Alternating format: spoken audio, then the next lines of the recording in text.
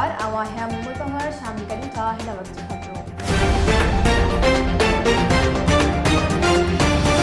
नाज़िर शाहपुर जहानिया में सैयद फ़कीर मेहदी शाह जहानिया जो मेलो शुरू थी वियो आहे। मेले में शिरकत लाइ सॼी सिंध मां हज़ारे पांधेड़ा पहुची विया आहिनि। दरगाह सैयद फ़कीर मेहदी शाह जहानिया में सूफ़ियत जी प्रचार जारी आहे।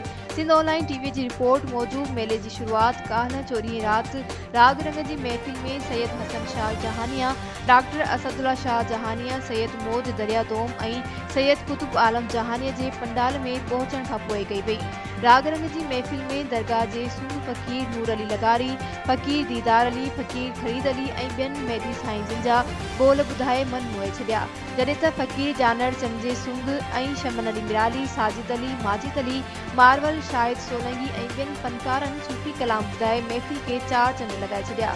राग जी महफ़िल में पीपी अगवान आशिक़ ज़रदारी, सिंध ऑनलाइन टीवी जे CEO सिकंदर अली सरकी, पीपी अगवान लियाकत अली ज़रदारी, सीनियर सहाफ़ी गुल हसन लगारी, शबीर लगारी, असलम लगारी ऐं ॿियनि अहम शख़्सियतुनि शिरकत कई। वधीक खबरुनि अपडेट्स जे लाइ ॾिसंदा रहो सिंध ऑनलाइन टीवी।